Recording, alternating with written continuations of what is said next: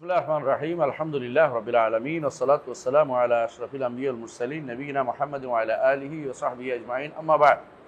আলহামদুলিল্লাহ, আমরা পড়ছিলাম শেখ হুসাইন মাহমুদ আব্দুল্লাহ রাহমাতুল্লাহ আলাইহির কিতাব শারহ ফাদুল ইসলাম আও কিতাব ফাদুল ইসলাম। ফাদুল ইসলাম এর ব্যাখ্যা পড়ছিলাম বা এটা অর্থ পড়ছিলাম। উনি কি বলতে চাচ্ছেন সেটা আমরা পড়ছিলাম। তো আমরা যে অধ্যায়ে এতে থেমেছি সে অধ্যায় থেকে আজকে পড়বা আগে পড়ো। বিসমিল্লাহ। বাবুন باب ما جاء أن الله احتجر التوبة عن صاحب البدع. هذا مروي من حديث أنس رضي الله عنه ومن مراسل الحسن. وذكر ابن وضاح عن أيوب قال: كان عندنا رجل يرى رأيا فتركه، فأتيت محمد بن سيرين فقلت: أشعرت أن فلانا ترك رأيه؟ قال: انظر إلى ماذا يتحول، إن آخر الحديث أشد عليهم من أوله، يمرقون من الإسلام ثم لا يعودون إليه. وسئل أحمد بن حنبل رحمه الله عن معنى ذلك فقال: لا يوفق للتوبة.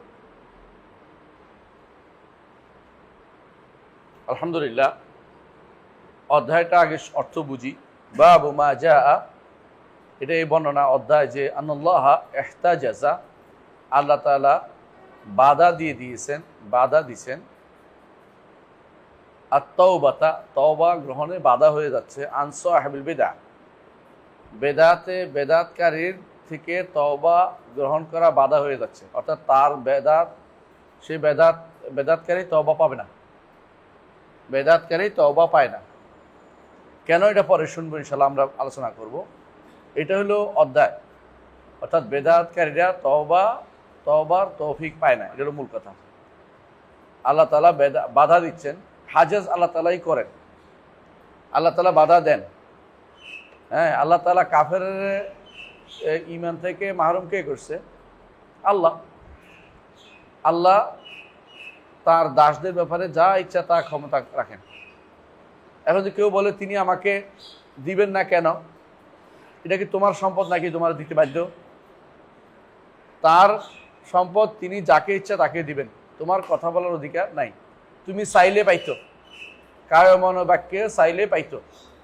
রাসূলুল্লাহ সাল্লাল্লাহু আলাইহি সাল্লাম তিনি রাতের সালাতে উঠলে তাহাজ্জুদের সালাতে দোয়া করতেন, আল্লাহুম্মা রাব্বা জিবরিল ও মিকাইল ও ইসরাফিল রব্বা কুল্লি শাইইন মালিকা। তারপর তিনি দোয়া করতেন, ইহদিনী লিমা ইখতালাফু ফীহি মিনাল হাক্কি বিইজনিক ইন্নাকা তাহদি মান তাশাউ ইলা সিরাতিল মুস্তাকিম। জিবরিল, মিকাইল, ইসরাফিলের রব, আসমান এবং জমিনের ফাতের স্রষ্টা, আপনি আমাকে পথ দেখান যে পথ। মানুষ মতভেদে লিপ্ত আছে, আল্লাহর কাছে কায়মন বাক্যে কেউ যদি কোনো সঠিক পথ চায়, আল্লাহ তাকে সঠিক পথ দিবে। এই জন্য কায়মন বাক্যে ইহদিনাস সিরাতাল মুস্তাকিম কথায় কথায় চাইতে হয়। বেদাতীদের সমস্যা হচ্ছে, বেদাতীরা মনে করে হেদায়েতের উপর আর হেদায়েত চায় না। কেউ তাকে বলে যে ইত্তাকিল্লাহ, বলছে আমার কি তাকওয়ার অভাব দেখছো কোথায় তুমি? মানে বলে না যে আল্লাহ আমার তাকওয়া বাড়িয়ে দিন। যদি বা আল্লাহর কাছে হেদায়েত চায়, তাহলে আমি পথভ্রষ্ট নাকি? মানে উল্টা দিকে রওনা হবে। মানে তারা আল্লাহর কাছে হেদায়েত চাইতে গিয়ে অনেক সময় মন থেকে চায় না, মনে করে আমি হেদায়েতের উপর আছি, আবার চাইব কি? কিন্তু ইমানদার সবসময় হেদায়েত চাওয়ার, আল্লাহর কাছে হেদায়েত চাইতে হবে। বেদাতীদের সমস্যা, সে মনে করে আমি তো হকের উপরে আছি, এই জন্য সে কোনোদিন হেদায়েত চায় না।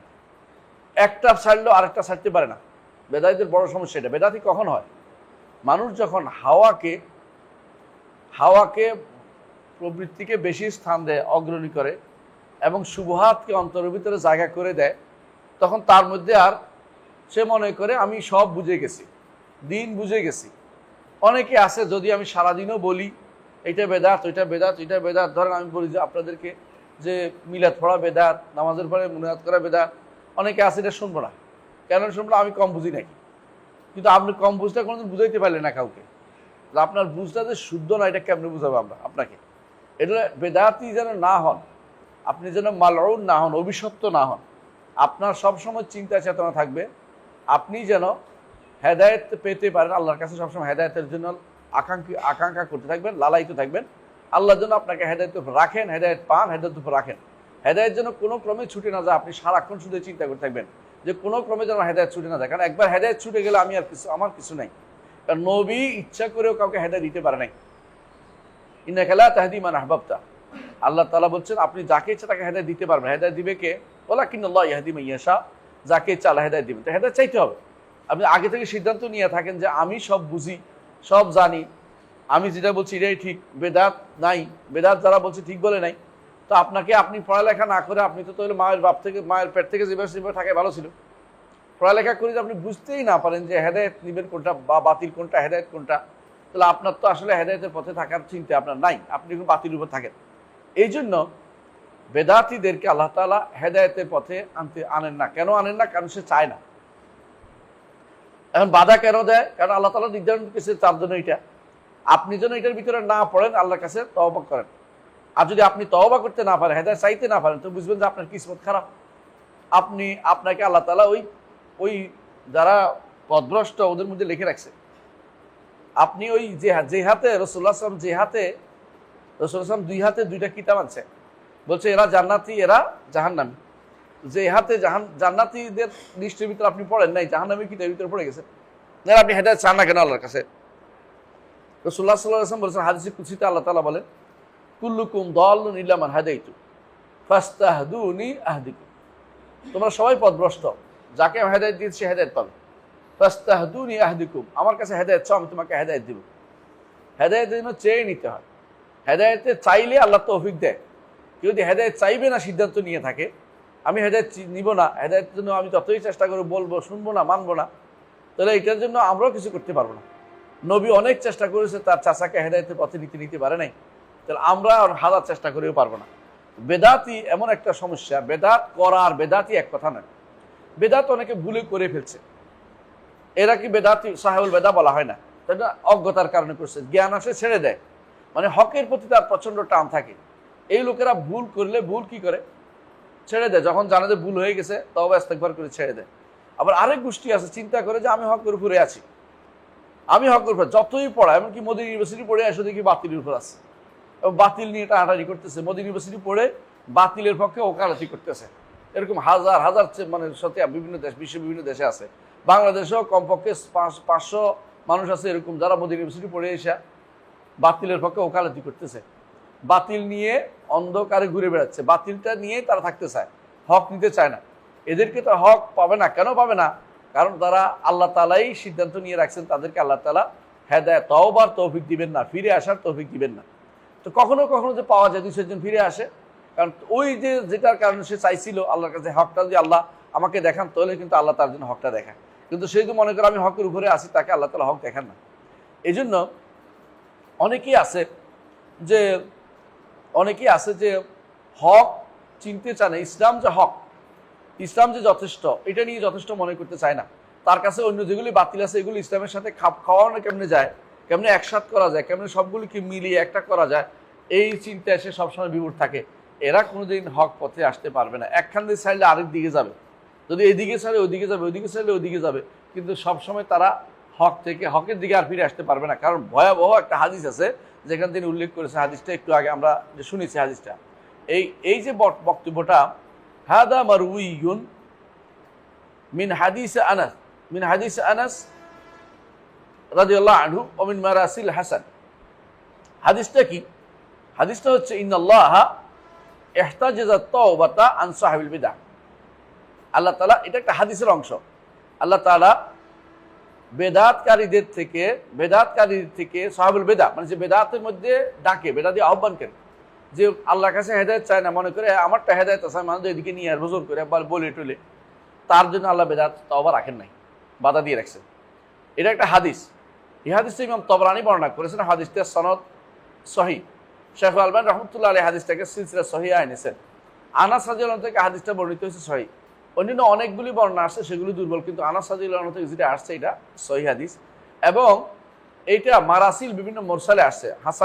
হাসান বসরি রাহমাতুল্লাহ আলাইহি মুরসাল থেকে আসছে। যদিও হাসান বসরির মুরসাল আমরা সহির কাতারে নেই না, কিন্তু হাসান বসরির মুরসালটা সহিহ হাদিসটাকে কি করতেছে? সাপোর্ট করতেছে। এটাই নিয়ম, যখন একটা সহিহ হাদিস থাকে তখন এর সাথে দুর্বল হাদিসগুলো সাপোর্টিংয়ে আসে। এটা আমরা বারবার আপনাদেরকে বলে থাকি, এটা বোঝার বিষয়। কিন্তু সহিহ হাদিস না থাকলে সাপোর্টিং আনি লাভ নাই। এই জন্য সহিহ হাদিসটাকে আগে থাকতে হবে।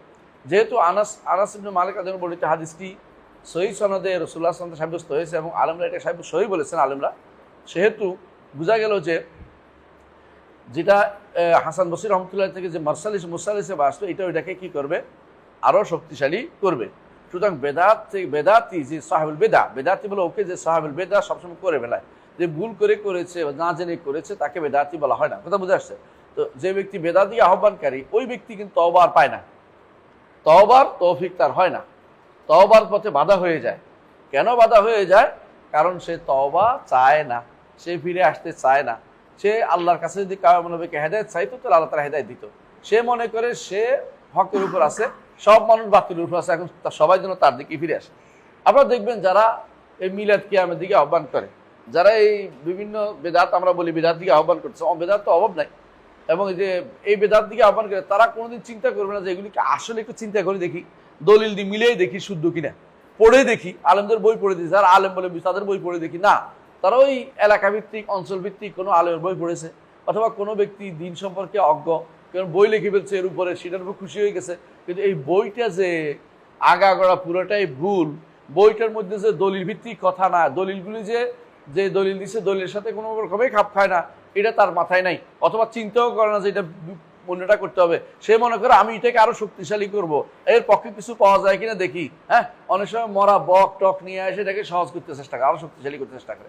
এরা দুর্ভাগা। এই জন্য সাহাবুল বেদাত তওবা নসিব হয় না, এরা আরো বড় মারাত্মক ধরনের গুনাহ। আগেটা সম্পর্ক কিনা, আগের অধ্যায় কি ছিল? আগের অধ্যায় ছিল যে বেদাতিরা, আপনার মনে আছে, বেদাতিরা কবিরা গুনার চেয়েও বেশি ভয়াবহ কাজের মধ্যে লিপ্ত। আর এই কারণ এটাও একটা যে বেদাতিদের তওবা হয় না, কবিরা গুনার ক্ষেত্রে তওবা করে বিভিন্ন কারণ। বেদাতি কি করে? বেদাতকে প্রমোট করে সব সময়, তার বেদাতকে এমনভাবে প্রমোট করে সে প্রয়োজনে এটার জন্য অনেক কিছু করবে। ধরেন কবরের উপরে ছাদ দেয়া নিষেধ আমরা বলি, এটা জন্য দলিল দেয়, হাদিস দেয়, বেদাতি কখন মানবে না কেন? বেদাতি কেন মানে না? বেদাতি মনে করে যে রসুলের কবরের উপর তো আছে, অমুকের কবর উপর তো আছে, মানে সে এখন হেদায়েতের পথে চিন্তা করবে না, দলিল ভিত্তিক নিবে না, সেই নিতে পারে কি করবে, এখন সে বেদাত দিয়ে সে আরেকটা বেদাত দিয়ে চালু করতেছে। এটা তো বেদাত, এটা কোনো কথা না। ওই বেদাত কি উনি কি ভুল না জেনে করছে নাকি? আমার হুজুরকে না জেনে বলছে নাকি? আমার হুজুর দেখছি 14 বছর হুজুর আল্লাহর ওলি ছিলেন, হুজুর রাত্রে এটা করতেন, হুজুর দোয়া করে আল্লাহ কবুল করছে, সুতরাং হুজুর যেটা করছেন সব শুদ্ধ না। কখনো কখনো মানুষের এখলাসের কারণে আল্লাহ কবুল করেন, এখলাসের কারণে। কোনো একটা দোয়ার মধ্যে এখলাস থাকলে অনেক সময় অনেক আল্লাহ তাআলা সবাইকে দেয়, তো কাফেরকেও দেয়, তার চাহিদাও দেন। এই জন্য তাই বলে তা আল্লাহ কুল্লু নুমিদ্দু হাউলা মিন আতা রাব্বিক, আল্লাহ বলছে ইমানদার কাফের সবাই তিনি আল্লাহ দান দেন।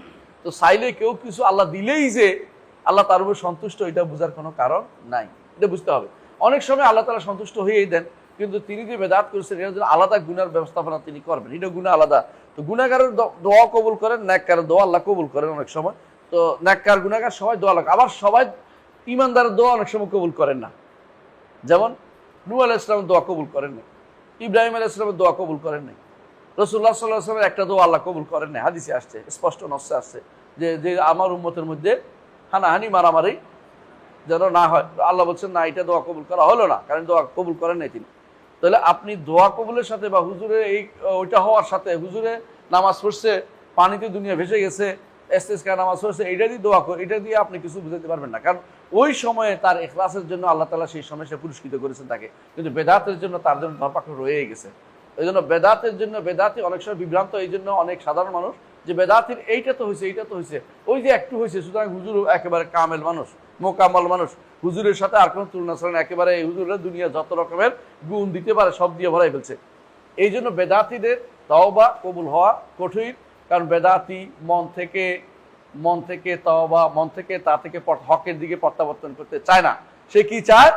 যে আমি যেটার উপর আছে এটাই শুদ্ধ, এটাকে যে কোনোভাবে এটা প্রতিষ্ঠা করার চিন্তা ভাবনা করে, এটা ঠিক না। আমরা সবসময় কোরআন এবং সুন্নাহর অনুসারী। এই জন্য আরব মাসউদ রাদিয়াল্লাহু আনহু বলছেন, ইত্তাবিউ ওয়ালা তাবতাদিউ ফাকাদ কুফিতুম। ইত্তাবিউ, অনুসরণ করো, ওয়ালা তাবতাদিউ, নতুন কিছু আবিষ্কার করো না, ফাকাদ কুফিতুম, যথেষ্ট হয়ে গেছে, তোমাদেরকে যথেষ্ট করে দেয়া হয়েছে। এর অর্থ হচ্ছে আমাদেরকে দ্বীনের মধ্যে কোনো কিছু আবিষ্কার করার দরকার নেই, বেদাত বানানোর দরকার নেই, যেটা আছে ওইটা মানবো। যে ব্যাপারে বেদাত বলে বলা হয়েছে আলেমরা, দলিল না পাইলে দলিলটা অবশ্যই স্পষ্ট হতে হবে, বানানো দলিল দিয়া মানা যাবে না, সেটা আমরা গ্রহণ করবো না যদি দলিল না থাকে। অনেক সময় দেখা যায়, আমরা অনেক সময় বলি যে ধরেন মিলাদ বেদাত, অনেকে বলে যে কোরআনে তো মিলাদের কথা আসছে। তো আমরা বলি যে কোরআনে কোথায় মিলাদের কথা আসছে? কই যে আল্লাহ বলছে সালামুন আলাইহি আলাইয়া ইয়াউমা উলিদা ইউলিদতু, হ্যাঁ,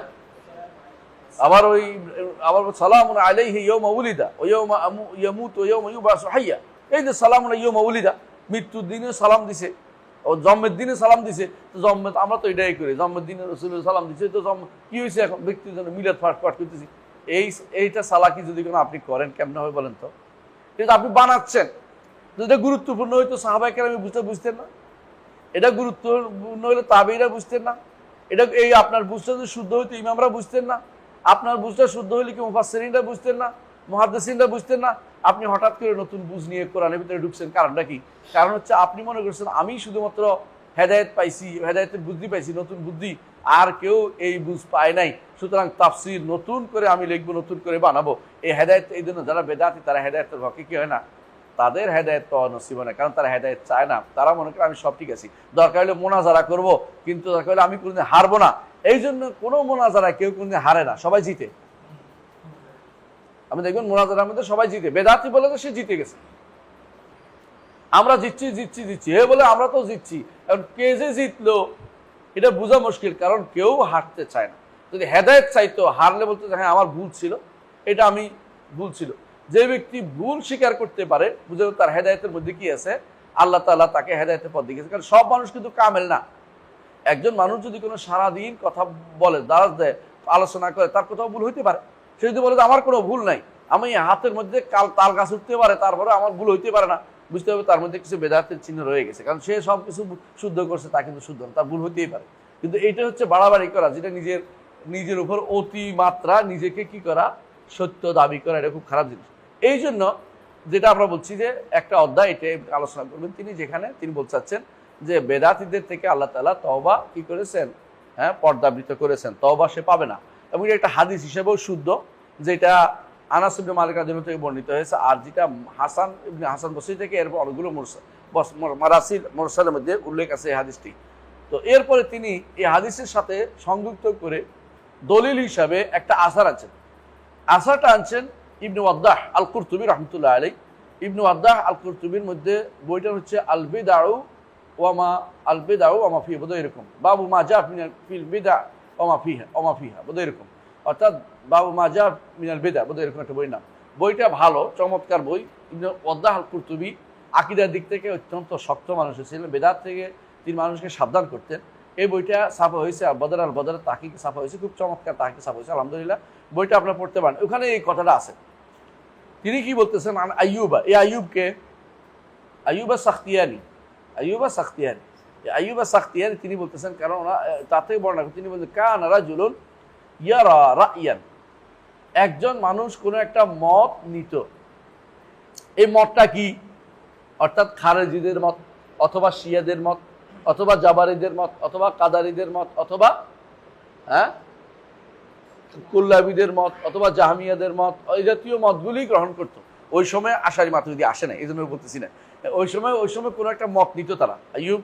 আইয়ুব সাখতিয়ানির সময়ে, তার সময়ের কথা বলতেছেন, যে কোনো একটা সময়ে, এটা তাবেঈদের সময়, ওই সময়ে বড় বড় ফেরকাগুলি তখনও আসে না, নিচের দিকে এখন যে বড় ফেরকাগুলি আছে এগুলি আসে না।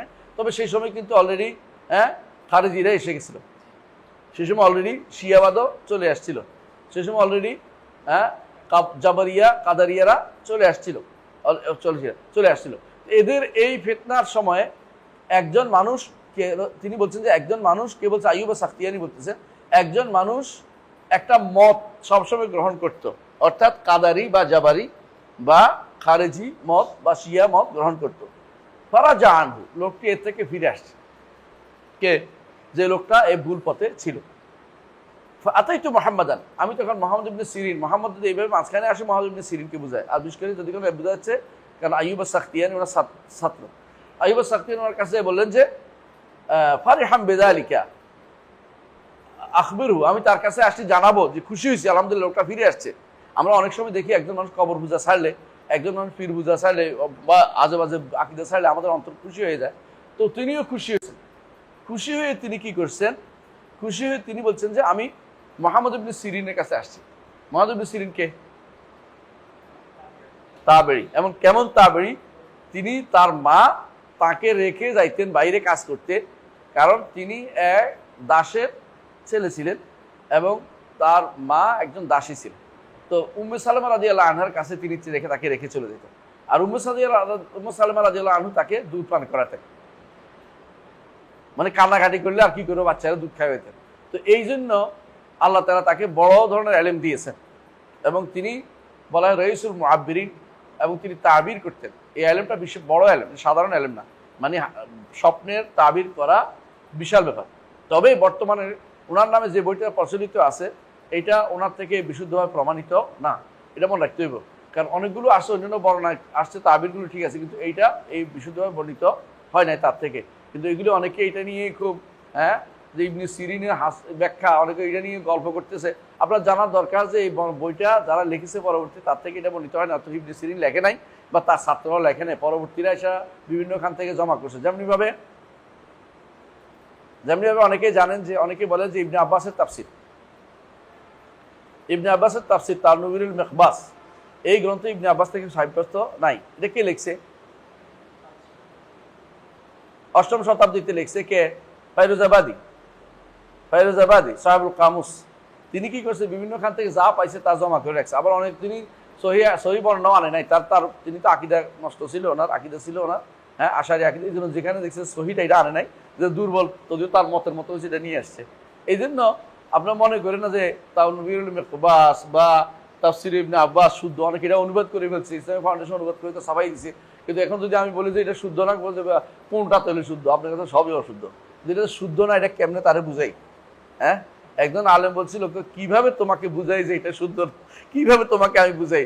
আমারও মনে হচ্ছে কিভাবে তোমার বুঝাইতাম যে এটা ইবনে আব্বাস রাদিয়াল্লাহু আনহুর তাফসির তিনি লেখেন নাই বা তার ছাত্ররাও লেখে নাই, এটা একজনে জমা করছে অনেক পরে, 800 বছর পরে এসে, 700 বছর পরে এসে একজন লিখছে, 700 বছর পরে এসে একজন লিখছে।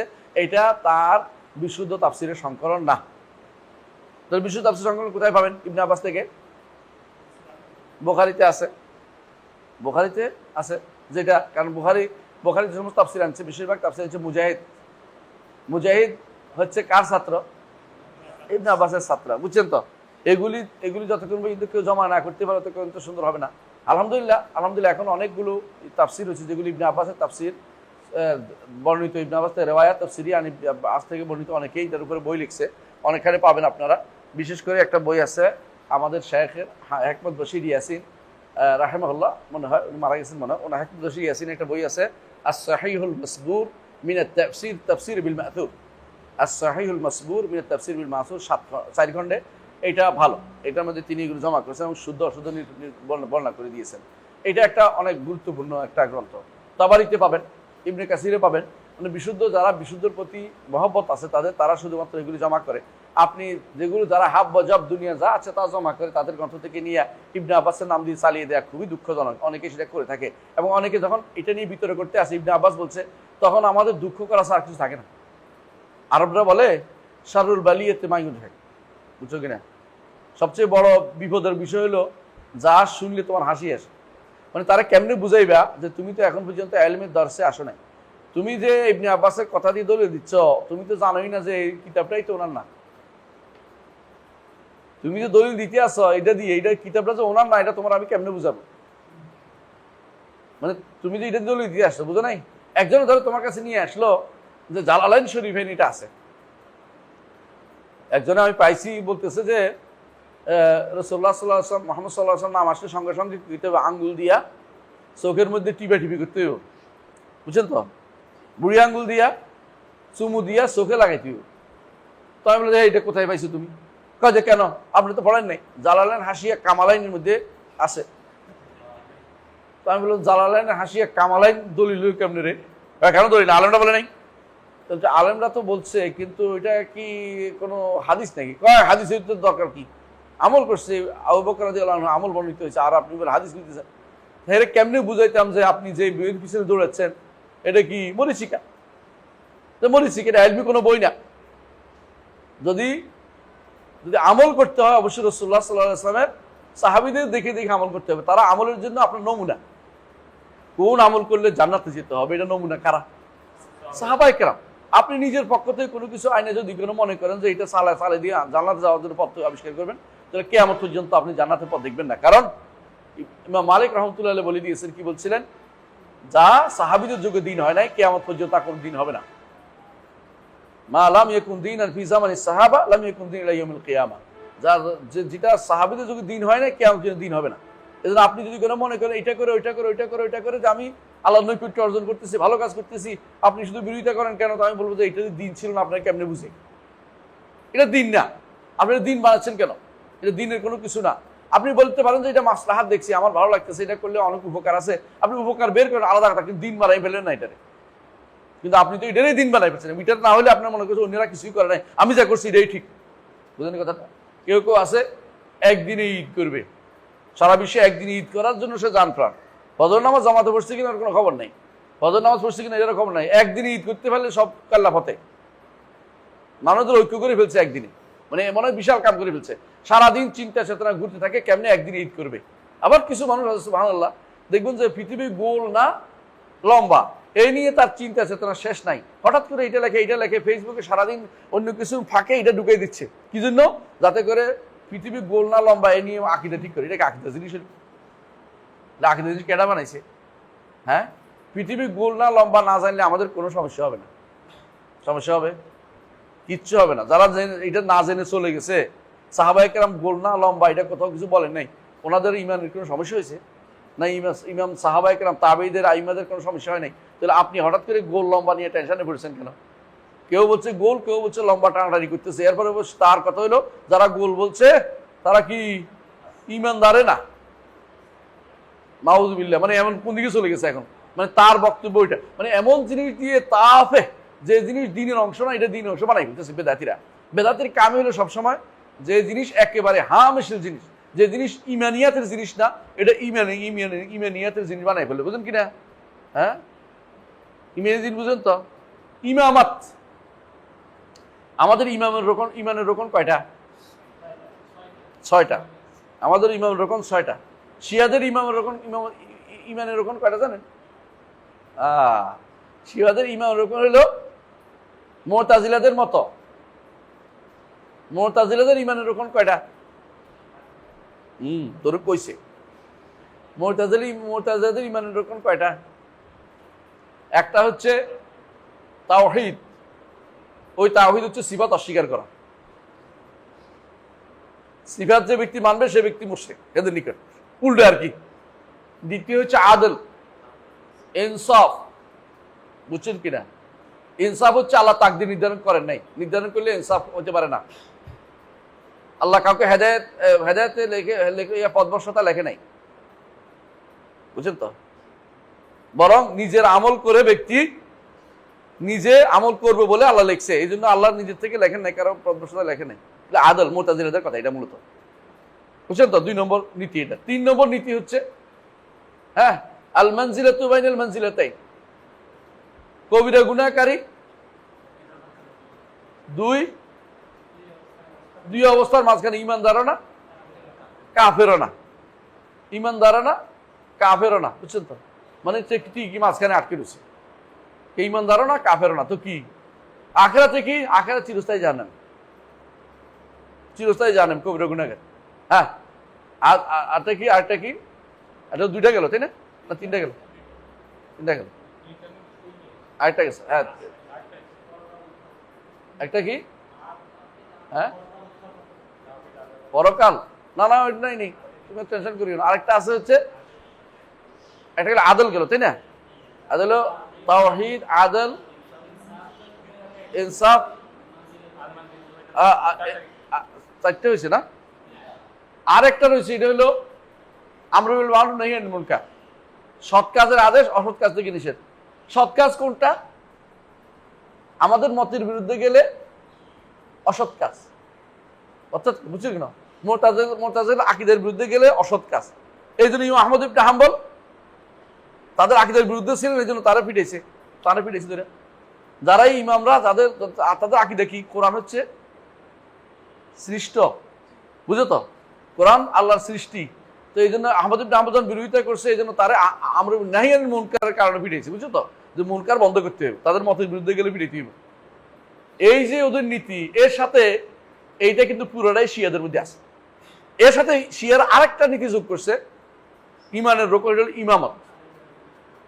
ইমামত। অর্থাৎ আলীকে ইমাম মানতে হবে, 12 ইমামকে মানতে হবে, 12 ইমামের অনুসারী যারা বর্তমানে ওলায়াতুল ফকি বলে। ওলায়াতুল ফকি বুঝছেন নি? হ্যাঁ, অর্থাৎ তিনি তো আসেন নাই, তিনি তো গর্তের ভিতরে আছেন। কে? 12 নম্বর ইমাম। তার পক্ষ থেকে একজন বিশেষ কোন রকমের তথ্য পেয়ে তিনি এখন দেশ চালাবেন। তিনি হচ্ছেন যে ইমাম দলালা, পদভ্রষ্টদের ইমাম চলে গেছে একটা, এটা কি ইমাম তাদের খোবাইনি, আর এখন বর্তমানে খামে নাই, বুঝলেন তো। এরপরে যারা আসবে ওরা একটা ওলায়াতুল ফকি নিয়ে একটা নতুন একটা আবিষ্কার করছে। এইটা যদি না মানেন আপনি মুসলিমে না, ইমানদারে না। এই জন্য আপনারে মারা আর ইহুদি মারা সমান কথা, ওদের বইতে স্পষ্ট আছে এগুলি এখন। কারণ ইহুদি আর এদের মধ্যে কোনো পার্থক্য নাই, এদের বইতে স্পষ্ট। খোমেনি তার এর মধ্যে লিখছে, বইয়ের মধ্যে উল্লেখ আছে। এটা বোঝা গেল, আপনি বুঝতে পারছেন যে ইমামতির মাসলা তাদের কাছে একটা কিসের মাসলা চলে এসছে। ইমামত তাদের মাসলা মূল আকীদার মাসলা নিয়ে আসছে এটারে। অথচ ইমামতের মাসলা একদম কিছুই নেই, এটা গোড়াও না আগাও না, ওদের কোনো দলিল নাই এটার ভিতরে, কিছুই নাই। কিন্তু এই যেটা শরীয়তে নাই এটাকে শরীয়ত বানাচ্ছে তারা, যেটা আকীদা নাই এটা আকীদা বানাচ্ছে তারা। তো বেদাতীদের কাজে হলো সবসময় তারা এমন জিনিসকে গুরুত্ব দিবে যে জিনিসের গুরুত্বের কোনো দরকারই নেই। আয়সা বলতেছে আমার কাছে, 14 গ্রামের 2 ছেলে আসছে আমার কাছে, তো বলতেছে আমরা আপনার আব্বার ছাত্র। ঠিক আছে বসে। তো যাওয়ার সময় কোনো কথা নাই, বলছে আচ্ছা বলেন তো রসুলের বাপ মা জান্নাতে যাবে না জাহান্নামে যাবে? তো আমি বললাম রসুলের বাপ মা কি জান্নাত ইমান আনছে কিনা? এবার কইতে পারে না। ইমান আনছে বললে তো দলিল লাগবে। বলছে যে একটা বর্ণনা তো শুনছি, সিউতি আনছে যে রসুলের আল্লাহ তাআলা তার বাপ মাকে জীবিত করাই দিছে, তারপরে ইমান আনছে। তার মধ্যে এই শোনা কথায় কি দলিল হয়? কোন কিতাবে আছে বল, কোন হাদিসের কিতাবে আছে বলতে হবে। তো হাদিস থাকতে হবে, তাই না? রসুল বলে তো হাদিস থাকতে হবে। তো তোমার বানানোর কথা হইবে না। কত সিউতি কি কম বুঝে নাকি?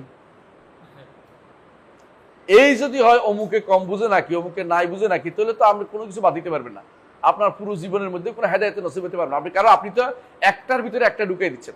তারপর আমি বললাম যে আচ্ছা এইটা যদি কেউ না জানে তার কি জান্নাত যাওয়ার বাধা হবে? কেন জানবে না? এটা তো রসুলের বাপমার কথা জানতেছে না, মানে সে এখন অন্যদিকে চলে গেছে, গায়ের দূর চলে গেছে। আমি বললাম যে আচ্ছা তো যদি কোনো কোরআনে হাদিসের কথা বলি তুই মানবি নি? তুমি মানবে কিনা? হ্যাঁ বললে মানবো না কেন? যখন বলছি তাদের আপনারা এরকম তো চলবে না, তাকে চলে গেছে ওটা। তো এই যে চলবে না, যে সে আগে থেকে সিদ্ধান্ত নিয়ে আসে, তার এখন রসুলের বাপ মা জান্নাতি না জাহান্নামী এটা সিদ্ধান্ত না তোর থেকে পজিটিভলি না আশা করতে পারে, তাহলে তোর কোনো কথা শুনবে না। কেন? কারণ তার ভিতরে রাসূলুল্লাহ সাল্লাল্লাহু আলাইহি ওয়াসাল্লাম হাদিস হচ্ছে তাতাজাবিহুল আহওয়া কামা ইয়াতাজারাল কালাবু বিসাহিবি। কালাব বুঝছেনি? জলাতঙ্ক রুগী আছে না, ওই রুগী যারে কামড় দেয় ওই রুগী হয়ে যায়, বুঝছো নি? কুকুরে যারে কামড় দিছে ওই কুকুরের রোগে আরেকটা লোক কিন্তু এই আক্রমণের শিকার হয়, সে ওই রোগে আক্রান্ত হয়েছে, কারণ এই রোগটা তার সারা শরীরে আস্তে আস্তে কি করে সরে যায়। তো এই রোগে আক্রান্ত হইলে বলে যে এটা তো আরবরা উদাহরণ দেয় যে যদি কেউ কালাব রোগে আক্রান্ত হয় তো এটা কি করে আর তারে নিস্তার নেয়, কারণ সারা শরীরে তার চলে যায়, এটা তার সারা শরীরের ভিতরে বেদাত ঢুকে যায়। রাসূলের হাদিসের মধ্যে আছে যে যাদেরকে প্রবৃত্তি অনুসরণে তাদের একটা অভ্যস্ত হয়ে গেছে, তাদের সারা শরীরের প্রবৃত্তি শুধু চলে, একটা অংশ গেলে একটা অংশ বাকিটাকে পুরোটা নিষ্কৃতি পায় না, কারণ তার মধ্যে হেদায়েত চাওয়ার প্রবণতা নাই। এখন সে একটু কোনো কারণে বাদ গেলে কিছু আরেক অংশ নিয়ে কোন রকম তাহলে একটুকু ঠিক আছে, ওইটা না হলে একটু ঠিক আছে, পুরোটাই বাতিল হতে পারে, সে কোনদিন সেটা মানবে না। তার আকীদার পুরো অংশ বাতিল হতে পারে কোনদিন মানবে, তার হয়তো আকীদার মধ্যে অনেক বিরাট অংশ ভুল আছে, এটা সে কোনোভাবেই নিবে না। তাহলে আমরা যেটা বলতে চাচ্ছিলাম এটা হচ্ছে যে একজন মানুষ যখন বিভ্রান্ত হয়ে যায় তখন সেখান থেকে যদি কোনো ফিরে আসে তাহলে তো খুশি হওয়ার কথা, আমাদের খুশি হওয়ার কথা। তো কি করছে ইমাম আইয়ুব আস-সাখতিয়ানী রাহমাতুল্লাহ আলাইহি? খুশি হয়ে কার কাছে গেছে? মুহাম্মদ ইবনে সিরিনের কাছে। বলতেছে যে আশআরতা, আপনি কি অনুভব করছেন, শুনছেন, আপনি কি জানছেন কি আন্না ফুলানান তারাকা রায়াহু আল্লাযী কানা ইয়ারা, অমুকে তার যে মতটা ছিল মত থেকে ফিরে আসছে, ছেড়ে দিছে, এখন আর বলে টলে না, বুঝলেন কিনা? এখন আর বলে টলে না। হ্যাঁ, ধরেন আগে সে কি ইরানে খুমুস পাঠাইতো, বাংলাদেশে অনেকে ইরানে খুমুস পাঠায়, জানেন তো এটা? বাংলাদেশে অনেকে ইরানে খুমুস পাঠায়। আমাকে আমাকে একজনে বলতেছে, কথায় কথায় বলতেছে তার বাড়ি সাতক্ষীরা বাড়ি, এবং সে এই মসজিদ মিশনের সেক্রেটারি। তা বলতেছে আমার ভগ্নিপতিটা শিয়া হয়ে গেছে। আমি কি বলছ? হ, তো কি ছিল কই নি এক সময় এই আমিরে জামাতের ছিল, সেক্রেটারি ছিল। তো কেমনে শিয়া টিয়া গুরু টুরে এসে তার কাছে মনে হচ্ছে জগতের মধ্যে শিয়ারা ইশারা। তো কি করছে, শিয়া হয়ে গেছে। তো কেমনে বুঝছো? আমি আমার ভাগ্নিরে কোলে নিছি আর বলতেছে যে আব্বু শিয়া, মানে পোলা বানিয়ে শিখায় না, আব্বু শিয়া হয়ে গেছে। তো কি করে, আব্বু এই মাছ খায় না, কি মাছ আছে ওদের মাছ খায় না, আবার তো এই মাছ খায় না। তো ও হচ্ছে মাছ দিয়ে বুঝছে, ও তো আর আকিদা বুঝে না, আব্বু এই মাছ খায় না, আব্বু শিয়া। তো কি করে, খুমুস পাঠায় ইরান। বুঝেন কিনা? খুমুস বুঝেননি? বুঝেন না? 1/5 আপনার আয়ের 1/5 ইমামকে দিতে হয়। এই জন্য কোনো কোনো দলে তাদের 1/5 আয় তারা এখনো তাদের দলের জন্য নেয়, ওখান থেকে নিচে ইরানদের থেকে নিচে এটা। আমি জানি না কারা, আমি নাম বলতেছি না, আপনারা বুঝে নেবেন। তো অনেকেই আছে খুমুস দেয়, খুমুস নেয়, এটা ইসলামী শরীয়তের অংশ না। আপনি খুমুস কি জন্য দিবেন? আপনি যা পারেন আরো বেশিও দিতে পারেন। আপনি খুমুস নির্ধারণ করছেন কি হিসাবে? এটা ইরানদের থেকে, এটা শিয়াদের থেকে, বহুত আগ থেকে শিয়ারা এটা করে। যেমন ইয়ারা এই মেরবা খায়, খ্রিস্টানরা মেরবা খায়, 4/1 খায়। খ্রিস্টানদের ইয়ারা পাদ্রীরা মানুষের 4/1 খায়। রাসূলুল্লাহ সাল্লাল্লাহু আলাইহি ওয়াসাল্লামের কাছে যখন আসছে ওই যে সাহাবী আদি ইবনে হাতেম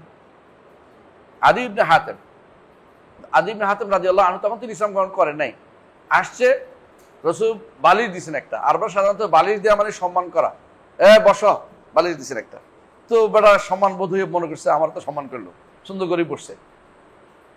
তো বলতেছে, রাসূল বলতেছেন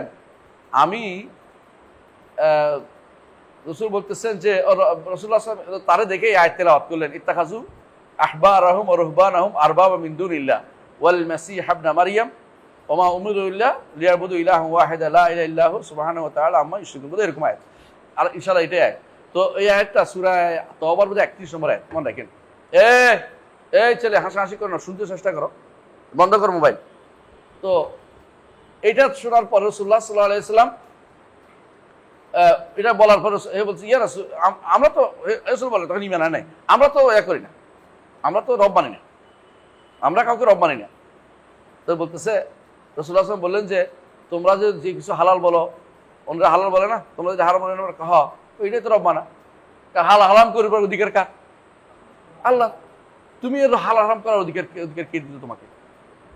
তখন রাসূলুল্লাহ সাল্লাল্লাহু আলাইহি ওয়াসাল্লাম বললেন যে আমি তোমার দিন সম্পর্কে তোমার থেকে বেশি জানি। বলছে কিভাবে? আলাস্তা রুকুসিয়া, তুমি রুকুসি না, তাকুল মেরবা, তুমি 4/1 খাও না মানুষ শপথ, তোমার দিন এটা হালাল নয়, তুমি কিভাবে এটা খাও? বুঝছো তো? মানে ইহুদিরা নাসারারা খায় 4/1 নেতারা, আর শিয়ারা খায় 5/1, একটু কম আর কি। ইহুদিদের থেকে 5 ভাগ কমাইছে একটু, তো 5/1 খায়। এই জিনিসটা মানুষ থেকে তাদের সম্পদের 5/5 খাওয়া, এটা কিন্তু নীতি নয়, এটা তার আয়ের একটা 5 ভাগ। কেন দিতে 5 ভাগ? 10 ভাগ দিতে পারে, অসুবিধা কোথায়? যা পারে তা দিবে। যদি কোনো আল্লাহ রাস্তায় দেয়, দ্বিতীয় আল্লাহ রাস্তায় দেবে, তোমার দিতে হবে কেন? দিলেও আল্লাহ রাস্তাতে মসজিদ দিবে, মাদ্রাসা দিবে, দিনের টাকা দিবে, তবু আমিরে দিতে হবে কেন? আমিরের টাকা দিতে কেটা করছে, কি জন্য দিবে আমির? বুঝে না কথাটা? এই নীতি 5/5 দেওয়ার নীতিটা শরীয়তে অনুমোদিত না, এটা সোজা কথা এটাই। তো এইটা যেটা বলছিলাম যে একেতে 5 খুমুস যে পাঠায়, এটা যদি না দেয়, ইরানে কেউ যদি খুমুস না দেয়, তাহলে শিয়া মনে করা হয় না। খুমুস দেয়া এটা তাদের একটা দিনের অংশ বানাইছে, অথচ এটা আগাগোড়া পুরোটাই বেদাত, এটার সাথে কোনো সম্পর্ক নাই দিনের। এটা একটা আকীদাগত বিভ্রান্তি এবং আমলগত বিভ্রান্তি। এই যে জিনিসটা, খুমুস না দিলে এই দেশেও কোনোদিন কেউ শিয়া হবে না। যারা এই জন্য যখনই কেউ শিয়া হয় তখন খুমুসের চিন্তা তার মাথায় ঢুকাই দেয়, যে তাহলে এখন থেকে নিয়মিত খুমুস দিবা, না তুমি তো ইমানদার কেমন বুঝছো, সালাত আদায় করবে নিয়মিত কিনা এটার কোনো টেনশন নাই, নিয়মিত খুমুস দিতে পারলে হলো। কিছু মানুষ আছে দেখবেন যে নিয়মিত আপনি হ্যাঁ, কিছু এই কাজ করতে পারলে আপনি ভালো আছেন, নাহলে আপনি ভালো না, এটা ভালো করে বুঝে নেন। তো বোঝা গেল যে এরা কি করছে, যে যখনই বললো যে এই লোকটা অমুকে তার একটা মত ছিল, মতটা থেকে কি আসছে, ফিরে আসছে, তখন আইয়ুব আস-সুফতিয়ান রহমতুল্লাহ আলাইহি এই কথা বলার পরে মুহাম্মদ ইবনে সিরিন বললেন, ফাকারা, তিনি বললেন, উনজুরু ইলা মা ইয়াতাহাওয়ার, এই এত খুশি হয়ে যাইও না, দেখো এবারে কোন দিকে পোল্টি মারে, একে কোন দিকে ঘুরে যায় দেখো। এখন তো এতদিন তো এই দিকে ঘুরছিল, এখন অন্যদিকে ঘুরবে। কারণ কি বলতো, সে ঘুরবে কেন? ঘুরার মূল কারণ হচ্ছে, যেই কারণে সে হেদায়েত প্রাপ্ত হয় নাই, সেই কারণটা হচ্ছে নকসুন ফিল ইলম, জ্ঞানের ত্রুটি। সেই কারণ হচ্ছে নকসুন ফিল আকল, বিবেকের বুঝার ত্রুটি। এইটা হতে পারে একটা। আরেকটা হলো উদ্দেশ্যটা শুদ্ধ না, সুল ফাহাম এবং সুল কাজ। আমরা বলি যে সুল ফাহাম অথবা সুল কাজ, দুই কারণে মানুষ বিনষ্ট হয়, কথা বুঝেন কিনা? যে দুই কারণে মানুষ দুনিয়াতে পথভ্রষ্ট হয়, এটা হলো দুইটা। একটা কি, ভুল বুঝ বিবেকে অথবা এলমে, অথবা ভুল উদ্দেশ্য, তার উদ্দেশ্য খারাপ। এখন সে যদি একটা জিনিস চেয়ে দেয়, এর অর্থ হলো সে শুদ্ধ পেয়ে গেছে তা নয়, বরং কি বলতে হবে, যে দেখো, অপেক্ষা করো, কোন দিকে মোড় নিচ্ছে, এখন দেখো কোন দিকে মোড় নিচ্ছে, তার পরিস্থিতি কোন দিকে যায় একটু দেখো, পরিস্থিতি কোন দিকে যায় একটু দেখো। কারণ সরাসরি তো এত তাড়াতাড়ি সোজা হওয়ার কথা, তার মধ্যে এলমের কি নাই, বারিক কি নাই, সে যে ফিরে আসবে সেটা বুঝতে চিন্তা নাই, সে দোয়া করে না আল্লাহর কাছে ফিরে আসতেছে। সে এমন নয় যে সে ফিরে আসার জন্য তালেবে ইলম হইছে, কোথাও পড়া চিন্তা করতেছে। বুঝো কিনা কথাটা? যেই ব্যক্তি তাওহীদের আকীদা জানে না, সোজা কথা মনে রাখবেন, যে ব্যক্তি তাওহীদ সম্পর্কে জানে, ঈমান সম্পর্কে জানে না, যে ব্যক্তি শিরিক কিভাবে হয় জানে না, কুফর কিভাবে হয় জানে না, নেফাক কিভাবে হয় জানে না, সেই ব্যক্তি একটা ছেড়ে দিলে আরেকটা পড়বে। কারণ সে তো, আর তার কাছে সম্পদ বলতে তো কিছু নাই, মূল সম্পদ তো নাই। মূল সম্পদ যার আছে, সে কিন্তু একটা থেকে ভুল করলে তাও ব্যস্ত করে ঘুরে আসে, এবং সে এটা আর করা যাবে না, কেন? যেহেতু এটা শিরিক করছে, বুঝতে পারছে। কারণ এলেম অর্জন না করলে অনেক সময় মানুষ কি করে, যত চেষ্টাই করুক হকের উপর থাকতে পারে না। এই জন্য অনেক মানুষকে আপনি দেখবেন যে একটা থেকে সরাইছেন, আরেকটা দিকে চলে গেছে, অনেক মানুষকে। কারণ সে এলেম অর্জন করে নাই, দ্বীনের জ্ঞান অর্জন করে নাই। দ্বীনের জ্ঞান যতক্ষণ অর্জন না করে, তাকে আপনি সঠিক পথে রাখতে পারবেন না। এই জন্য তিনি বলতেছেন, যে ইমাম হাসান আল বসরি রহমতুল্লাহ আলাইহি বলতেছেন, আর ইবনে সিরিন রহমতুল্লাহ আলাইহি বলতেছেন, যে উনজুরু ইলা মা ইয়াতাহাওয়াল, দেখো কোন দিকে ফিরে যায়। ইন্না আখিরাল হাদিসে আশাদ্দু আলাইহি মিন আউয়ালিহি, আখিরা হাদিস কোনটা? হাদিস, একটা হাদিস আছে, রাসূলুল্লাহ সাল্লাল্লাহু আলাইহি ওয়াসাল্লাম বলেছেন, হাদিসটা কি, যে এরা কোরআন পড়বে, কোরআন তাদের কণ্ঠনালী দিয়ে ভিতরে ঢুকবে না। বেদাতের কথা বলা আছে, বুঝছো তো? এরা বলছে খারিজিদের, শুধু হাদিসটা আসছে খারিজি সম্পর্কে, কিন্তু খারিজি তো রসুল বলে নাই, খারিজি তো বলে নাই, রসুল কিন্তু খারিজি নাম দেয় নাই। রসুল বলেছেন তাদের একটা গোষ্ঠী আসবে, যাদের আমরা খারিজি বলছি কেন, খারিজিদের উপরে, এক নম্বর খারিজিদের উপর এটা কি হয়েছে, যথাযথভাবে এটা হয়েছে, একটা প্রমাণিত হয়ে গেছে, এবং একজন সাহাবী তাদের বিরুদ্ধে যুদ্ধ করে এটা প্রমাণ করে দিয়েছেন। আমরা অন্যদের ব্যাপারে নির্ধারণ করে বলতে পারি না, আমাদের ক্ষমতা নাই, কিন্তু এক সাহাবী যুদ্ধ করার কারণে খারিজিটা একবারে শিওর হয়ে গেছে, পিওর হয়ে গেছে, ওরা এটার ভিতরে পড়বে, এর বাইরে অন্যরা পড়বে না, তা কিন্তু না। এরকম অনেকেই কোরআন পড়বে, কোরআন তাদের কণ্ঠনালী ভেদ করে ভিতরে ঢুকবে না। অনেকে কোরআন সারাদিন পড়বে, এবং আপনি বিশ্বাস করেন, অনেক হাফেজে কোরআন আছে কিন্তু কবর পূজা করে, আছে না? অনেক হাফেজে কোরআন আছে, মাজার পূজা করে, পীর পূজা করে, কবরে সিন্নি দেয়, এরকম বহু পাবেন। এরা দেখবেন যে অনেকে এই ইমাম সাহেব, খতিব সাহেব, বড় বড় চট্টগ্রামের এক খতিব আছে, যিনি বিশাল সারাদিনে আরবি জানে, আরবি করতে পারে, সবকিছুই, কিন্তু তার মধ্যে কি আছে, শিরিক ছাড়া কেউ চিন্তাও করতে পারে না। কারণ তার কাছে গাউসুল আজম হচ্ছে অমুক, গাউসুল আজম অমুক, গাউসুল আজমের অভাব নাই, গাউসুল আজম ভর্তি তার কাছে। তো এরকম মানুষ যারা, তাদের সমস্যা কোথায়? দিন তো শিখছে, দিন তাদের কণ্ঠনালী ভেদ করে ভিতরে ঢুকে নাই। তো এই যে তুমি যে খুশি হয়েছো, ও অমুক, যে এরা ফিরে আসছে, এই লোকটা, প্রথম অংশ তুমি বলতেছো যে প্রথম অংশ যে তোমরা খুশি হয়েছো যে ফিরে আসছে, কিন্তু শেষের অংশ কি, হাদিসের শেষের অংশ কি দেখো, সেখানে বলা হয়েছে ইয়ামরুকুনা, হ্যাঁ, আসাদ্দু, শেষের অংশ আরো কঠোর। কেন? সেখানে বলা হয়েছে ইয়ামরুকুনা মিনাদ দীনে কামা ইয়ামরুকুস সাহমু মিনার রামিয়া। সাহমু মিনার রামিয়া বুঝো? সাহাম অর্থ হলো তীর। তীর যখন তুমি তীর তুনির দিয়ে কোথাও ফালাও, যেটার উপরে পড়ছে, যেমন একটা কি হরিণ ভেদ করে চলে গেছে, এখন কি তুমি উল্টা এটার ভিতর দিয়ে ঢুকাই এদিক দিয়ে বের করতে পারবে? কথা বুঝছো কিনা? তো হরিণ যেভাবে ঢুকে ওই পাশে বেরিয়ে চলে যায়, এরা দিন থেকে এইভাবে বেরিয়ে চলে যায়। বুঝতে পারছো কথাটা? এরা উল্টা দিনের দিকে ফিরে আসতে পারে না। কারণ তারা এমন জায়গায় আঘাত করছে যে জায়গাতে আর ফিরে আসার সুযোগ নাই। এই জন্য তাদের যেহেতু ইমান তাদের কণ্ঠনালীর ভিতর দিয়ে প্রবেশ করে নাই, জায়গা মতো প্রবেশ করে নাই, এই জন্য তারা কোনোদিন ইমানটাই ধরে রাখতে পারবে না। ইমান নাই তো ধরে রাখবে কোথেকে, আবার আসবে কোথেকে? হ্যাঁ, হয়তো তারা কখনো কখনো আফসোস করবে যে এটাকে তীর মারাটা ঠিক মতো হয় না ইত্যাদি, কিন্তু এটা ইমান দ্বারা নসিব হবে না। এই কথাটা বুঝতে চাচ্ছেন যে হাদিসের বক্তব্য বোঝা যাচ্ছে শেষের অংশ যে তারা কিন্তু দিনের দিকে আর সঠিকভাবে ফিরে আসতে পারবে না। তবে তওবা করলে আসবে না এটা আমরা বলছি না, এই দুইটা মত আছে, আমি বলবো একটু পরেই। এই হাদিস থেকে বোঝা গেল যে তারা কি করবে না, ফিরে আসতে পারবে। সুম্মা লা ইয়াউদুনা ইলাইহি, তারপর দিনের দিকে আবার ফিরে আসতে পারবে না। কার কথা এটা? রাসূলের হাদিস। এই হাদিস কোথায় আছে? বুখারী মুসলিমের হাদিস। কথা বুঝছো? এটা বুখারী মুসলিমের হাদিস। হ্যাঁ, সেখানে খাওয়ারিজদের কথা বলা হয়েছে, কিন্তু খাওয়ারিজের জাতীয় লোক কিন্তু আরো আছে, শুধু খারেজি না, এই জাতীয় লোক অনেক আছে।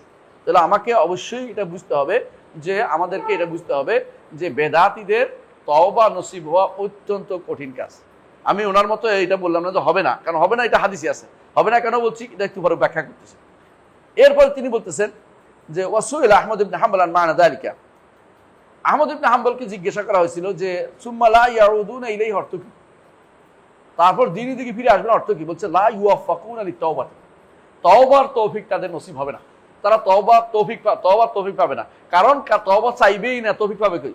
চাইলে তো তবে হবে, আল্লাহ তাআলার কাছে চাইতে হবে তো। আর যে ব্যক্তি জন্য আল্লাহ হেদায়েত লেখেন নাই আগে থেকেই, তার মুখ দিয়ে আল্লাহুম্মা ইন্নী আতুবু ইলাইকা এগুলি আসবে না। অর্থাৎ তার জন্য ইস্তিগফারের ক্ষমতা, সে মনে করে আমি তো ওয়াহুম ইয়াহসাবুনা আন্নাহুম ইউহসিনুনা সুনা, তারা মনে করে আমি যত ভালো কাজই করতেছি, ভালো কাজ করলে আবার তওবা করবে কি জন্য? আমি তো ভালোই করতেছি। এই জন্য এই হাদিসটা দিয়ে অনেকেই দলিল নিয়েছেন। এই হাদিসটা যেটা, এটা থেকে দুইটা অর্থ নেই। একটা হচ্ছে শুধু খারেজি নয়, পরবর্তী লোকও এরকম আসতে পারে, পরবর্তী সময় এরকম লোকের আবির্ভাব হতে পারে যারা দিন থেকে বেরিয়ে যাবে, আবার দিনের দিকে ফিরে আসবে না। এরা কিন্তু বেদাতি, দিনে ছিল, বেরিয়ে গেছে কিভাবে? বেদাত করার মাধ্যমে। খারেজিরা কিন্তু ইমান হারাবার জন্য করে নাই, তারা চেয়েছে ইমান পোক্ত করার জন্য, কিন্তু বেদাত করে ইমানটাকে নষ্ট করেছে। অনেক মানুষ আছে ইমান পোক্ত করতে গিয়েও ইমান রাখতে পারবে না, কারণ তার ইমান আসলে শিখে নাই। ইমান শিখার জিনিস আছে, ইমান শিখার জিনিস আছে। আচ্ছা, তাহলে আমরা দেখতে পাচ্ছি যে এই বর্ণনা থেকে বোঝা যাচ্ছে যে এক গোষ্ঠী মনে করছে যে তারা কি করবে না, কোনোদিন বেদাতি কোনোদিন কি করবে না, তওবা করতে পারবে না।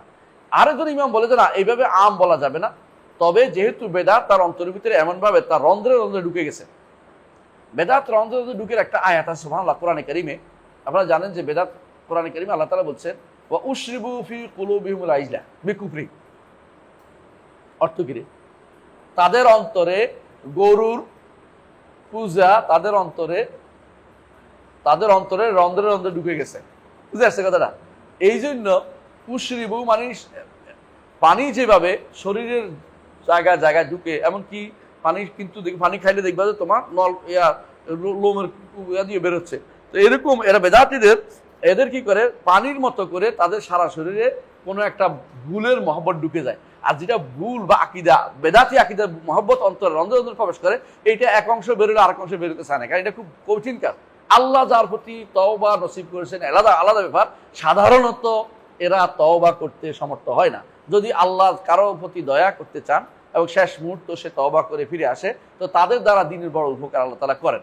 এটা আমরা অনেক সময় দেখি যে একজন মানুষ হেদায়েতপ্রাপ্ত অনেক কাজ করেছে, কিন্তু যারা বেদাত দ্বারা আহ্বানকারী এরা সাধারণত খুব কমে ফিরে আসে, কারণ তারা তখন অনেকগুলো কারণে ফিরে আসে না। কি জানেন? এক নম্বর কারণ হচ্ছে এলমে নুকসানি প্রকাশ পাবে। এই জন্য সে মনে করে যে আমি যদি কোনো এখন ফিরে আসি তাহলে কি হবে, সবাই বলবো তো আপনি তো জানতেন না, হাই হাই হাই হাই, বুঝছেন তো? হ্যাঁ, দ্বিতীয় আরেকটা নিজের, হ্যাঁ নিজের, দ্বিতীয় হলো অনুসারীরা। দ্বিতীয় কারণ হচ্ছে অনুসারীরা। অনুসারীরা তো তখন কি হবে, হ্যাঁ অনুসারীরা তার বিরুদ্ধে বিরাগ হয়ে যাবে। আরেকটা কারণ হচ্ছে তার একটা মর্যাদা আছে, স্ট্যাটাস আছে। সে মনে করে আমার স্ট্যাটাস থেকে আমি নিচে নামতে পারবো না, বুঝলে? এই জন্য আবু জাহাল বেটা মরার সময় করতেছে আমার মাথাটা উপরের দিকে দিয়া তুই একটু গোড়া ধরে কাটিস, মানে নিচে দিয়ে কাটিস, মাথাটা উপরের দিকে লম্বা থাকে যেন, মানে মরার সময় শয়তানি করে গেছে আবু জাহাল। তো বোঝা গেল যে এরা বেদাতীদের অন্তরের অন্তরে প্রবেশ করে, যেমনি ভাবে বনি ইসরায়েলের মধ্যে গরুর পূজা অন্তরে প্রবেশ করেছে। এমনকি এখনো তারা গরু গরু গরু এখনো তারা একটা গরু পালছে, যে গরু লাল, যে গরু রক্ত দিয়ে তারা যদি কোনো গোসল করে তাহলে তারা নাকি ওই অভিশাপ থেকে মুক্তি পাবে। এই জন্য তারা আমেরিকাতে একটা গরু করছে, আর গোষ্ঠী কেন হবে না, এটা তো আরেকখান থেকে ক্রস করে বানাইছে। লাল গরু কোথায় পাওয়া যাবে? লাল গরু খুঁজে পায় নাই, লাল একদম চোখা লাল হইতে হইব। লাল গরু আর দেখছো কোনোদিন? আমি তো লাল গরু দেখিনি। ওরা লাল গরু কিভাবে কিভাবে ক্রস করে বানাইছে, এটা দিয়ে গোসল করছে, একদম হবে একদম হবে না, মানে ওরা বেদলে আছে এখন। কি জন্য? তারা কিন্তু বাইতুল মাকদাসে ঢুকে না। কেন ঢুকে না জানেন তো? হ্যাঁ, অভিশপ্ত, অপবিত্র নিজেরা এখনো। যতক্ষণ তারা পবিত্র না হচ্ছে বাইতুল মাকদাস ঢুকবে না। তো পবিত্র হওয়ার জন্য লাল গরু দিয়ে রক্ত দিয়ে যাবে গোসল করতে। তো লাল গরু আমেরিকাতে একটা নিয়ে এসছে কদিন আগে, আর একদল মানছে একদল মানে নাই। এখন তারা মনে করছে এইটা দিয়ে গোসল করার পরে তারা এরপরে বাইতুল মাকদাসে ঢুকবে। কারণ বাইতুল মাকদাস তো মুসলমানরা সালাত আদায় করে, এখানে তো এরা ঢুকতে পারে না। এরা শুধু ভাঙে, নষ্ট করে, পিছিয়ে দিয়ে ভাঙে, কিন্তু ভিতরে ঢুকতে পারে না। কারণ ওরা তো অভিশপ্ত নিজেরাই জানে। আল্লাহ তো মাকদুব আলাইহিম বলছে ওদেরকে, তাই না? আল্লাহ এদের বলছে গদবপ্রাপ্ত। এই জন্য তারা এই কাজ করে বেড়াচ্ছে। আলাকুল হাল তারা গরুর মায়া দেখা এখনো ছাড়তে পারে না। এই জন্য বেদাতীদের অন্তরের ভিতরে যেটা ঢুকছে এটা তারা সাধারণত এর থেকে বের হইতে পারে না। আমি কি বুঝাতে পারছি কথাটা?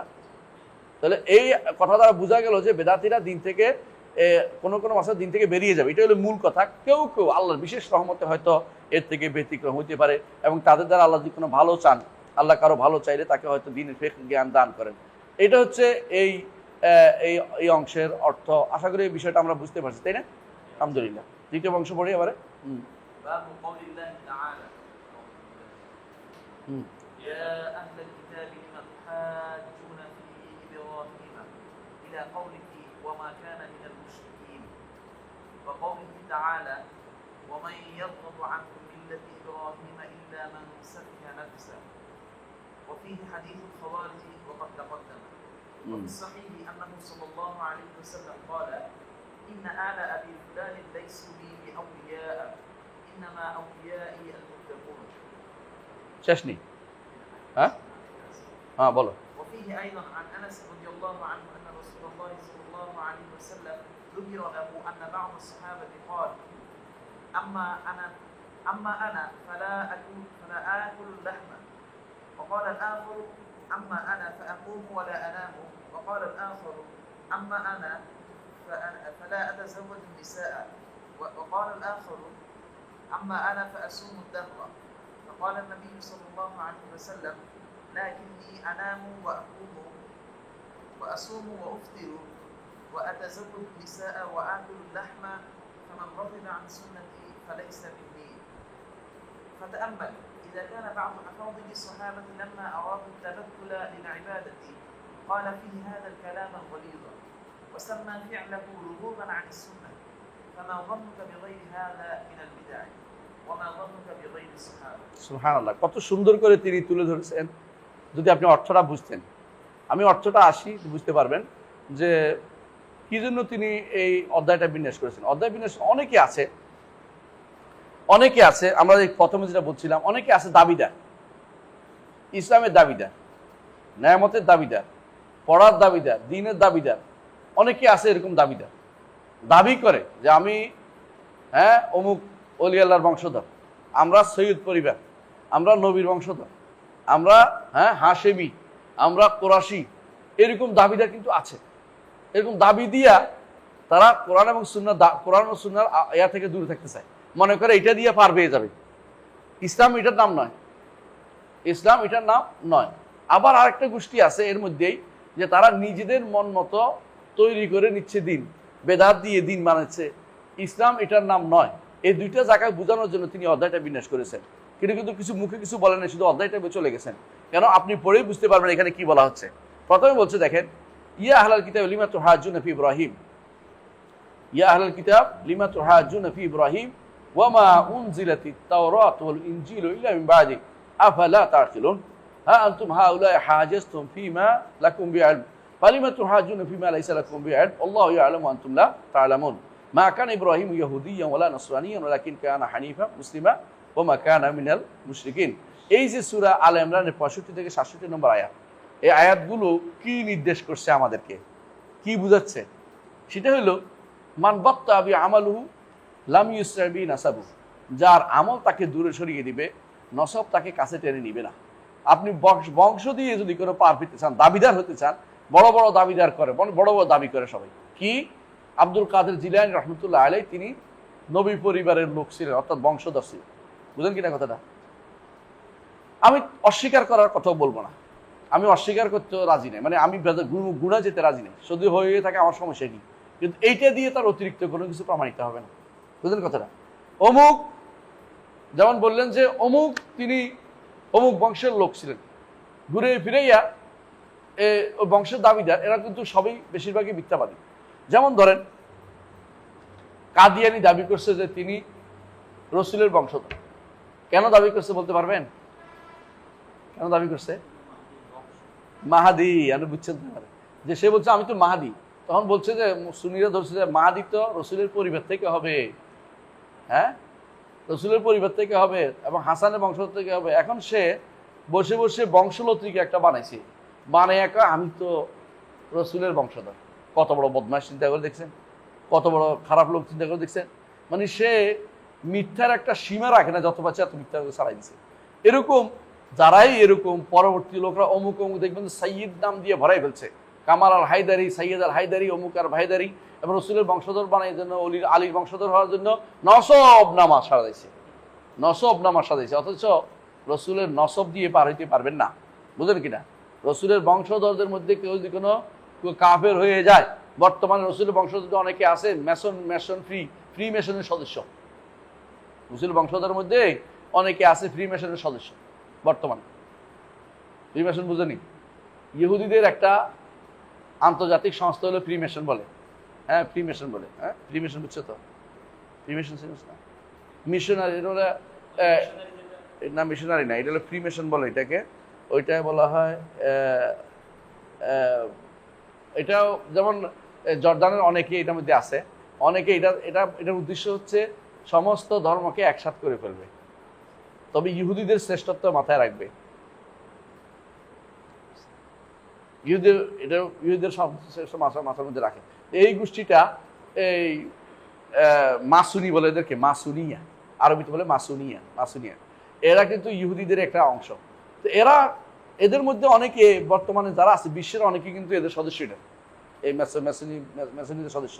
অথচ অনেকে এদের মধ্যে আবার রসুলের পরিবারের ফলাইনও আছে, দাবি করে তারা ছিল রসুলের বংশ। হাসানি বলে, অমুক অমুক অমুক অমুক আল হাসানি, অমুক অমুক আল হোসাইনি, দেখবো যে এটা প্রচুর আছে। ইরানে তো ভর্তি এটা, তারা কতক্ষণ দাবি করতেছে।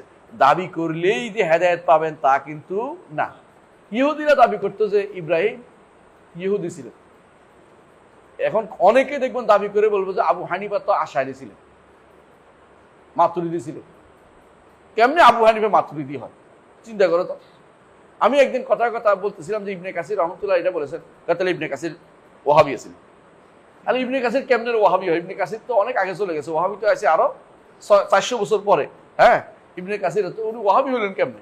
মানে এটা কোনো কথা না, গায়ের জোরে কথা বলা, বুঝলেন না কথাটা? তো এরা ইহুদি নাসাররা কি করতো, যে তখন বলতো যে তুমি যে দিনটা পালন করো ইহুদি, আল্লাহ তো ইহুদি নাজিল করেন নাই। ইব্রাহিম তো কি ছিল? ইব্রাহিম তো আমাদের ইহুদি ছিল।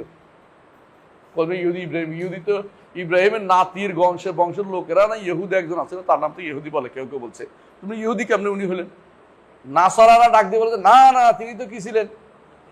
নাসারা ছিলেন। কি নাসারা হচ্ছে যারা ঈসাকে সাহায্য করছে, ইব্রাহিম কেমনে সাহায্য করতে আসলো? এটা গায়ের জোরে কথা বলা। তো অনেকে আছে হেদায়েতের পথ, বেদাতের পথে গায়ের জোরে কথা বলবে।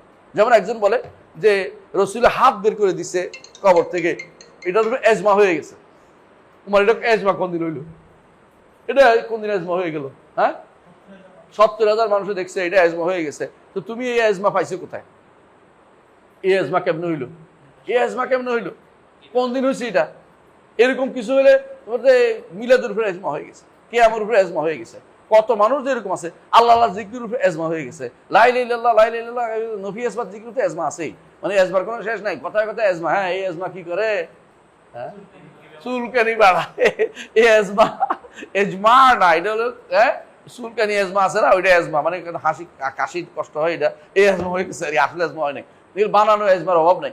এই জন্য উনি এই অধ্যায়টা আনছেন, এই জন্য বোঝানোর জন্য যে ইব্রাহিম যেভাবে ইব্রাহিমকে নিয়ে দুদিকে টানাটানি করতেছে, হ্যাঁ, এই আয়াতটা একটু খেয়াল করো। অনেকেই বর্তমানে বেদাত করে আগেকার লোকদেরকে বেদাতি বানার জন্য ওদের নিয়ম নিয়ে আসবে, কথা বুঝছো কিনা? দেখবো অনেকেই বলবে, যখন আমরা বলি যে আল্লাহ তাআলা আরশের উপর উঠেছেন, এটা অস্বীকার করার কোনো সলবদের থেকে নাই। এখন কি করছে, জোর করে মুতাজিলা একটা ইবনুল মুবারক বানাইছে। মুতাজিলা ইবনুল মুবারকটা বানাইয়া এবার করতেছে ইবনুল মুবারক বলছে। তো কোন ইবনুল মুবারক এবারে আর বলে না, হয়তো উনি তো আহলে সুন্নাতের ইমাম ছিলেন। কোন ইবনুল মুবারক এটা? এবার দেখা গেল এটা হলো জাইদি এবং মুতাজিলি একজন তাফসীর কারক ছিলেন, যেটা তার তাফসীর থেকে নিয়ে আসছে। এবার বলতেছে ইবনুল মুবারক বলছে। এইটা হইলো মানুষকে বিভ্রান্ত করার জন্য শিয়ারা এই জাতীয় কাজগুলি করে। তাবারি দুইজন আছে, এক তাবারি আহলে সুন্নাহ আছে যিনি তাফসীর তাবারি লিখছে, শিয়াদের এক তাবারি আছে, সেই ব্যক্তি একটা তাফসীর লিখছে, সেই ব্যক্তিটা তারিখ লিখছে। এরা কি করে, যখন কোনো কথা বলে তাবারি বলছে, তো বুঝবি যে সন্দেহ আছে তাবারি দেখতে ওটা কইছে কিনা। কারণ এরা কি করে এই তাবারিকে ওই তাবারি, ওই তাবারিকে এই তাবারির মধ্যে খলত মনত লাগাই দিয়ে একটা ভেজাল লাগাই দেয়। হ্যাঁ, এই জন্য সালাফদের মধ্যে অনেকেই কইতেন যে তুমি কার কথা উদ্দেশ্য নিচ্ছ, কোন কিতাবে আছে বলো। এই জন্য তিনি এটা অধ্যায়টা বিনাশ করছেন। বেদাতির একটা উদ্দেশ্য হচ্ছে, বেদাতিরা সবসময় কি করবে, ব্যক্তি দিয়া হক চিনার চেষ্টা করে এবং সেই ব্যক্তিকে নিজের দলে টানার চেষ্টা করে, দাবি করবে যে ইনি এই আমার দলের লোক ছিলেন, আমার কথা বলছেন, আমাদের কথা বলছেন, এটা বলতে থাকবে। আহমদ ইবনে হাম্বল সম্পর্কে বলবে যে তিনি তো, আমরা তো তার দলের লোক আছি না, কথা ঠিক নয়, আপনি তার পক্ষের লোক না। আহমদ ইবনে হাম্বল হচ্ছে ইমাম আহলে সুন্নাহ, আহলে সুন্নাতের ইমাম। তিনি হক এবং বাতিল কি তা আল্লাহ তাআলা তাকে চোখে দেখিয়ে দিয়েছেন, সেভাবে তিনি চলেছেন যুগে যুগে। এর পরে যারা আসছে সবাই বলছে আহমদ ইবনে হাম্বলের মত ছাড়া অন্যগুলি নেওয়া যাবে না। কিন্তু বেদাতিরা এখন যখন ভিন্ন পথ অবলম্বন করে, আহমদ ইবনে হাম্বলের বক্তব্য একটা আইনে, এইটারে কি করবে, যে কোনো মূল্যে হোক তার পক্ষে নিয়ে যাবে, অথবা কোনো ভুল বর্ণনা অথবা কোনো মিথ্যা বর্ণনা খুঁজে বের করে ওইটাকে তার দলিল বানানোর চেষ্টা করবে। ইবনে আব্বাস রাদিয়াল্লাহু আনহুর বক্তব্য নিয়ে আসা মিথ্যা বর্ণনা, যেটা ইবনে আব্বাস থেকে শুদ্ধ না, এটাকে আইনা দলিল হিসেবে নেওয়ার চেষ্টা করবে। এই জন্য তিনি বলছেন বেদাতীদের একটা বদভ্যাস হচ্ছে, এরা কি করে, বড় বড় ব্যক্তিত্বকে ধরে নিজেদের বক্তব্য সাব্যস্ত করার চেষ্টা করে। এই জন্য তিনি এটা বলেছেন যে না, কখনো এটা করা যাবে না। এই জাতীয় কাজ যারা করবে তারা হেদায়েতের পথে নেই, হেদায়েতের পথে নেই। বুঝতে আসছে কথাটা?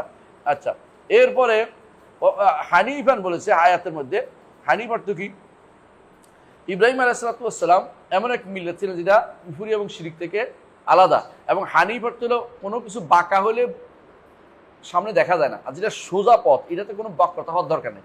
ইব্রাহিম আলাইহিস সালাম শিরিক এবং বেদাত এবং কুফর সবকিছু দেখে গেছিলেন, একদম সোজা পথের যাত্রী ছিলেন। তার এই পথে যদি কেউ থাকতে চায় তাহলে স্পষ্ট হবে এখানে কোনো বক্রতার কোনো সিস্টেম নাই। বক্রতা কখন আসে, যখন কেউ বেদাতের পথে যায়। কারণ বেদাতের পথটা সুন্নাহর পথ না, বেদাতটা সহজ পথ না, এটা বাঁকা পথ। এই বাঁকা পথে যেন কেউ না যায়, এই জন্য তিনি আয়াতটা এনে আমাদেরকে এই পথটা তুলে ধরেছেন। আচ্ছা, এখন আসেন এরপরে কি বলছে, এরপরে কি বলছে যে আয়াতটা, হাদিসটা আর আয়াতটা, হ্যাঁ, ওয়ামান ইয়াবতাগি ওয়ামান ইয়ারগাবু আন মিল্লাতি ইব্রাহিম ইল্লা মান সাফিয়া নাফসা ওয়া লাকাদ ইসতাফাইনাহু ফিদ দুনিয়া ওয়া ইন্নাহু ফিল আখিরাতি লামিনাস সালিহিন। ইব্রাহিম আলাইহিস সালাতু মিল্লাত ছিল একদম সোজা মিল্লাত, এগুলো এরই বক্রতা ছিল না।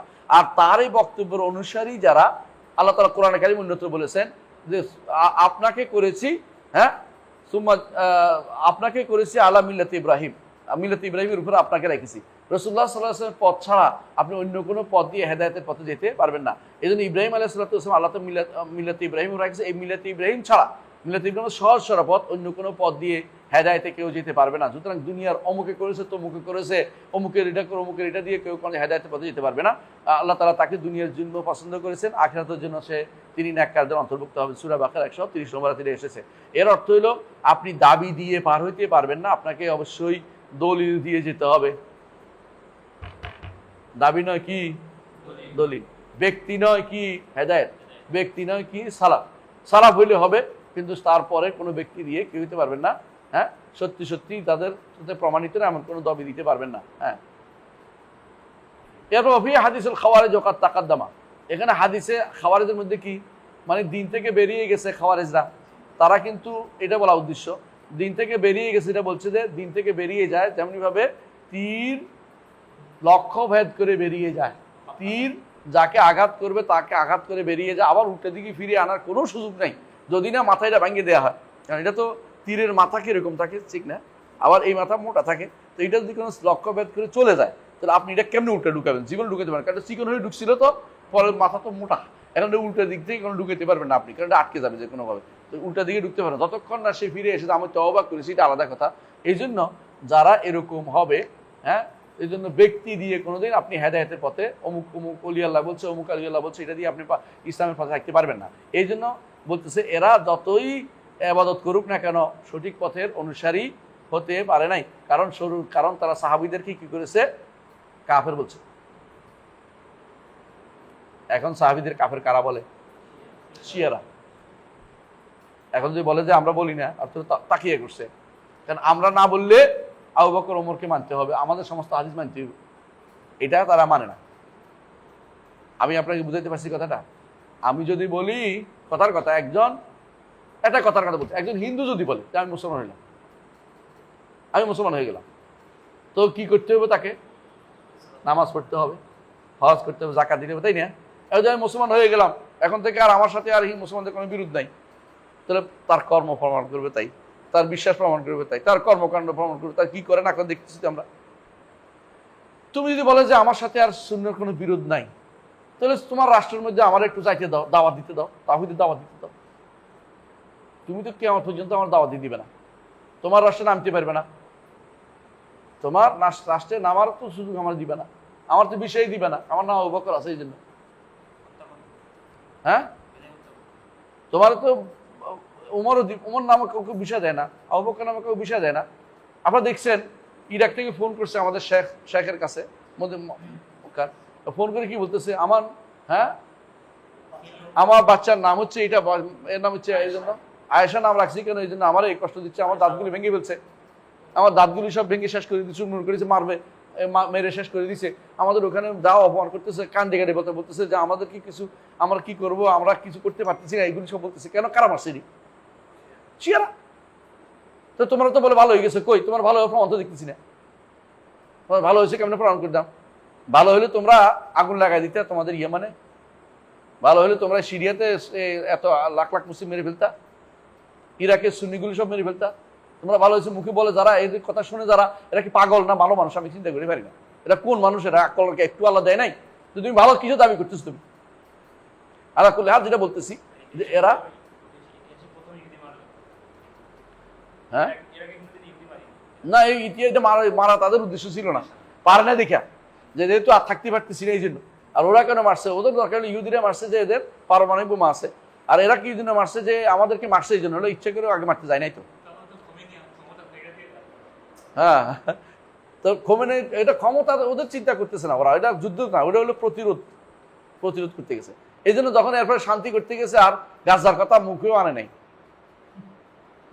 নাই, গাজার তো এত কান্নাকাটি করছে, গাজারে এই করবে সেই করবে, গাজার আহা অস্ত্র দিবে, এটা করছে, এই দুনিয়া তো এদের নেতাদের মারে বলছে, এটা কিছু না।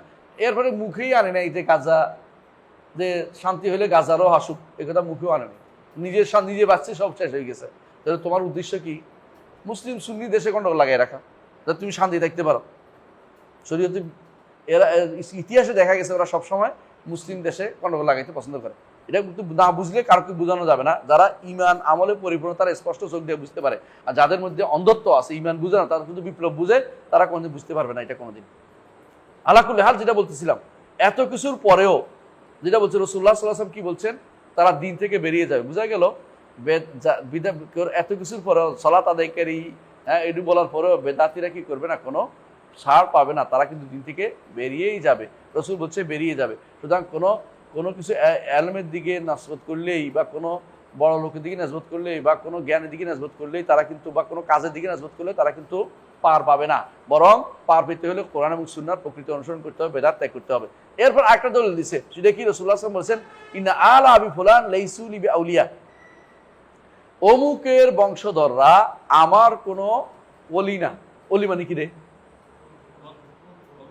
অভিভাবক না, আমার কোনো বংশ, আমার কোনো বন্ধু না।